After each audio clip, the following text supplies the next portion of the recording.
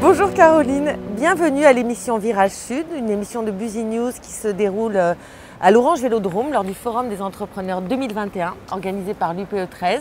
Alors je suis ravie de vous accueillir, on a une petite pluie fine qui tombe, mais ça ne devrait pas dérouler nos échanges. Caroline, nous vous accueillons aujourd'hui pour évoquer l'engagement et le podcast. L'engagement, c'est le thème du Forum des entrepreneurs de cette année. Alors j'aimerais vous présenter rapidement d'abord. Vous êtes journaliste depuis de nombreuses années maintenant, à Marseille depuis 15 ans.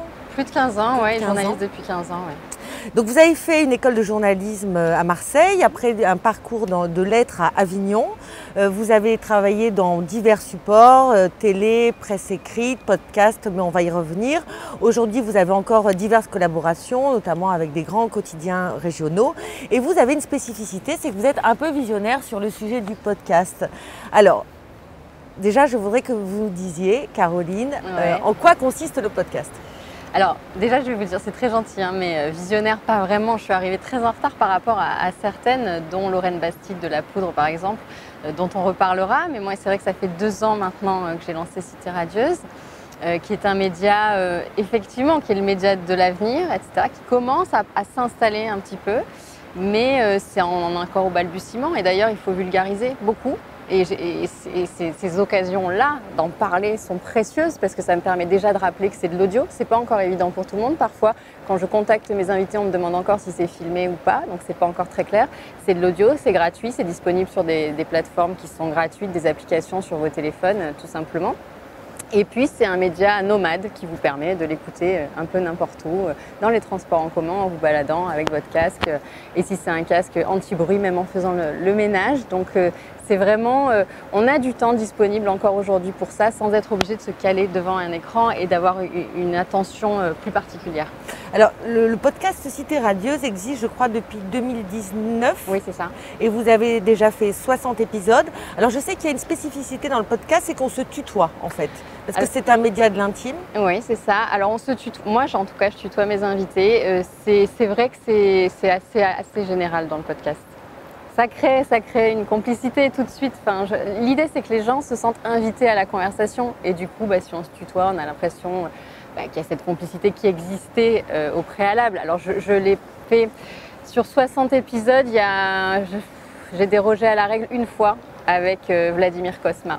Voilà, c'est mon idole, j'ai pas pu. Bon, je te propose qu'on se tutoie, nous, pour être justement dans les formats du podcast. Toi, tu es donc journaliste depuis de nombreuses années. Pour toi, le podcast, ça représente un média transversal, un outil de communication. Comment tu vas définir un peu Le podcast, c'est un média hybride, vraiment. Déjà, définissons ce qu'est le podcast tel que Cité Radieuse, par exemple. C'est pas le replay d'une émission de radio. Mais ça, c'est très important de le différencier. Exactement. Le replay d'une émission que vous pouvez entendre sur vos radios préférées, mais vous n'êtes pas là à l'heure, etc., c'est un replay, mais que les animateurs aujourd'hui vous présentent comme étant un podcast. Le podcast natif, c'est un podcast qui est créé comme Cité Radieuse, comme des tas d'autres podcasts, par des gens qui ne sont pas forcément journalistes, mais qui s'intéressent à une thématique et qui, avec un petit peu de matériel aujourd'hui, parce qu'il n'y a pas besoin de grand-chose, se lancent et prennent la parole là-dessus. Donc c'est un média hybride, c'est à la fois un média et un objet créatif, j'ai envie de dire. Il y a des auteurs et des autrices derrière les podcasts et parfois ça demande un travail d'écriture très important. Alors, qu'est-ce que ça dit de la société d'aujourd'hui finalement, ce besoin de l'intime, ce besoin d'aller chercher en profondeur et finalement d'instaurer un lien presque individuel avec son auditeur? C'est ça l'idée, hein? C'est un lien assez privilégié, oui, avec l'auditeur parce que c'est un format immersif, vraiment. Ce que ça dit de la société, c'est que la prise de parole est facilitée, je pense. Ça l'était déjà via les réseaux sociaux, donc les gens ont l'habitude de prendre la parole sur différents sujets, le font volontiers, le font bien pour certains. Ça dit que oui, qu'on a besoin de moments d'intimité. Encore une fois, on est envahi par les écrans tout le temps. Et c'est sur un temps long, à l'inverse des réseaux sociaux. Ça peut être sur un temps long.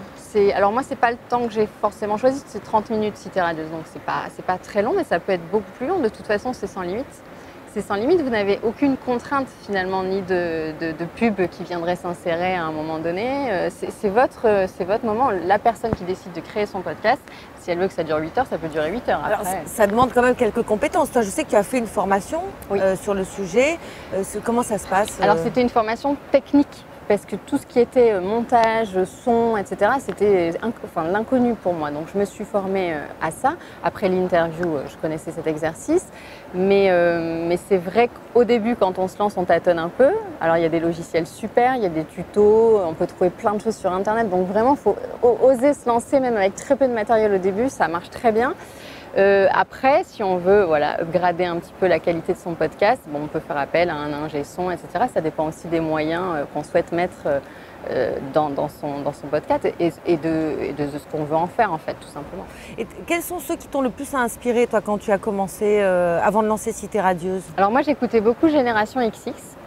De Siam Jibril. D'ailleurs, c'est avec elle que je me suis formée au tout début. Elle reçoit des femmes au parcours inspirant. Alors, c'est un mot un peu galvaudé parce que tout le monde, quand on parle de podcast, beaucoup. Oui, on dit inspirant, inspirante, etc. Bon, c'est vrai que ça devient pénible à force, mais en l'occurrence, c'est vrai que souvent, quand même, les parcours sont inspirants. J'écoutais ça, j'écoutais La Poudre parce que je m'intéressais au phénomène du néo-féminisme. Encore une fois, le podcast sert aussi à ça, aller chercher de l'info qu'on ne trouve pas forcément par ailleurs.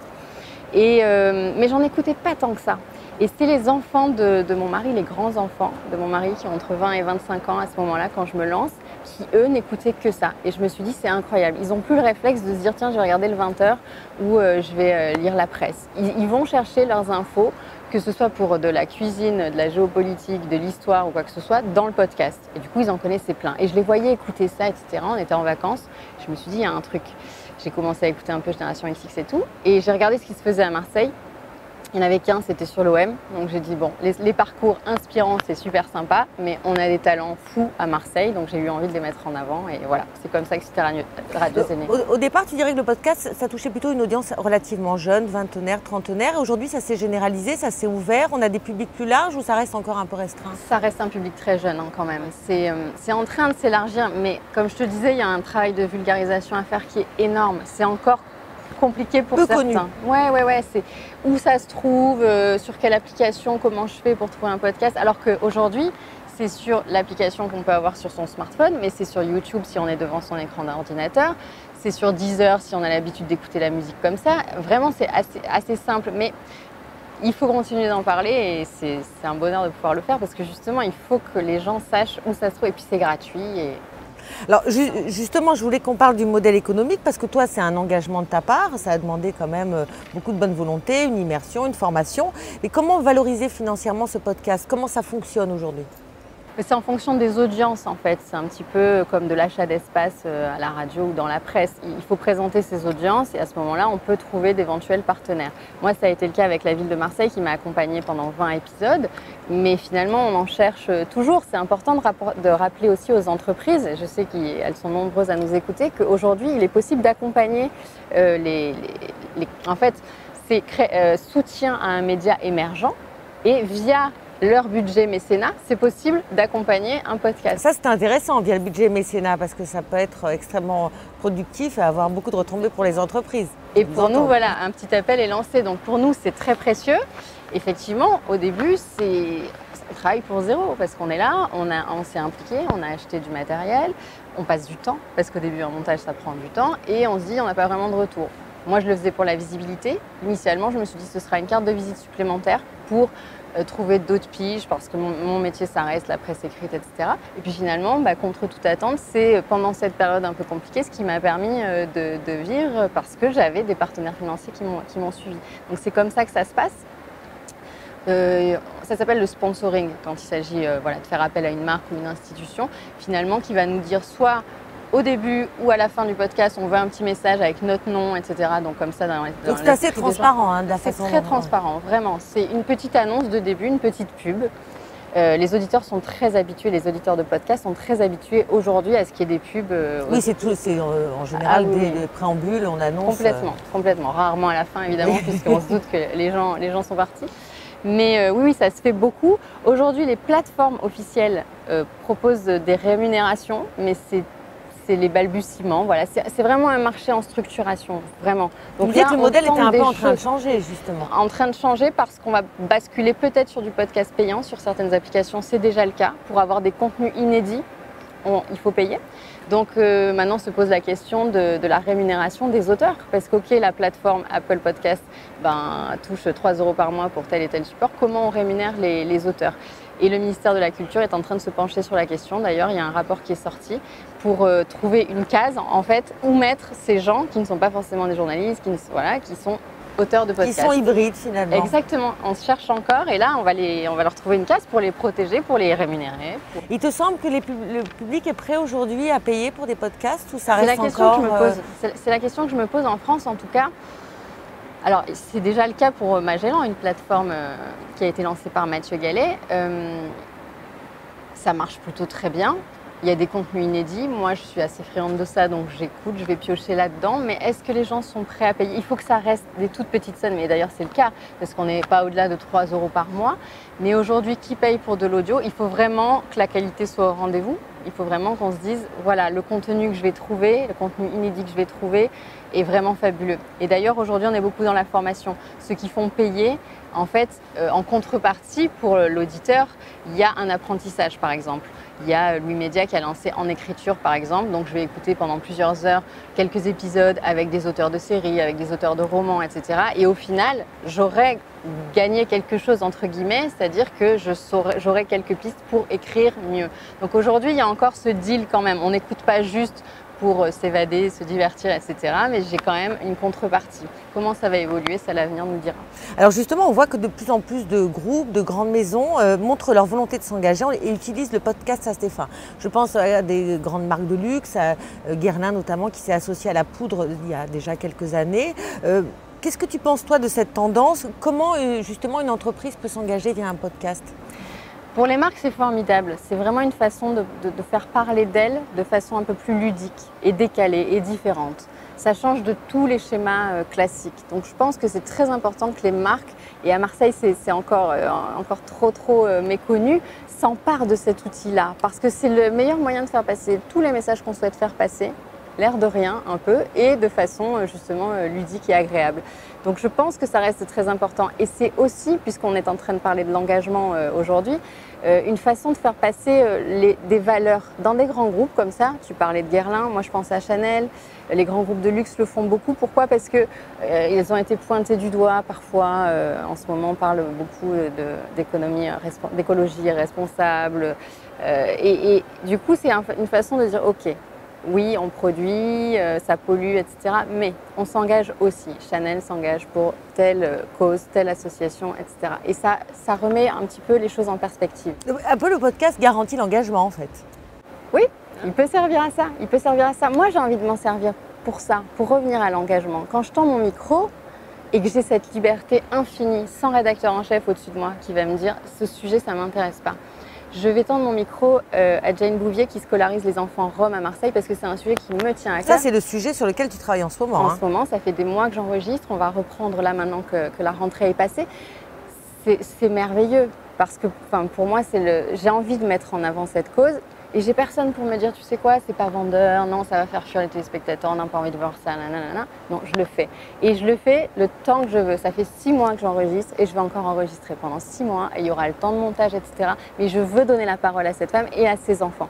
Et je le fais. Et ça, c'est formidable. Et le podcast permet cet engagement-là. Et je crois aussi que tu as un autre projet en cours qui te fait travailler sur la mémoire des personnes âgées. Tu peux nous en dire quelques mots avant de conclure? Oui, je suis fan de témoignages en fait et de ce qui peut rester. En fait, il s'est passé quelque chose. J'ai enregistré un épisode de Marc Pietri qui comprenait absolument rien au podcast, qui n'avait pas de smartphone, qui avait un vieux téléphone à clapper, etc. et qui m'a fait confiance par amitié et donc on a un très bel épisode de Cité Radieuse. Marc est décédé quelques mois plus tard et ses enfants aujourd'hui encore me disent à quel point c'est un bonheur de l'entendre, d'entendre sa voix, d'entendre son rire, d'entendre cette poigne qu'il avait. Et c'est à partir de ce moment-là que je me suis dit mais c'est vrai, quand on perd quelqu'un, la voix c'est ce qui manque le plus. Et donc, pourquoi pas le proposer à tous? Et je me suis dit, on a tous quelque chose à raconter. Il s'est tous passé, on a tous vécu des choses extraordinaires. Je déteste dans les EHPAD ou quoi qu'on infantilise les gens. Je me dis, mais cet homme-là, cette femme-là, est-ce que tu sais ce qu'elle a fait de sa vie? Est-ce que tu sais qu'ils ont été formidables, ils ont vécu des choses dingues? Il ne faut pas leur parler comme à un enfant. Et donc je me suis dit, eux, j'ai envie de leur tendre mon micro. Donc ça s'appelle Hier encore, la série va bientôt commencer.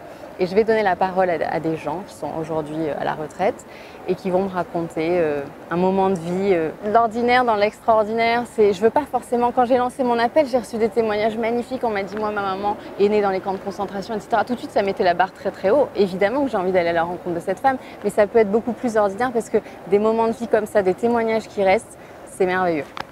Eh ben, merci beaucoup Caroline, on a très hâte d'entendre tout ça et merci de ta participation à Virage Sud aujourd'hui. Ben, merci beaucoup À Fabienne. bientôt. À bientôt.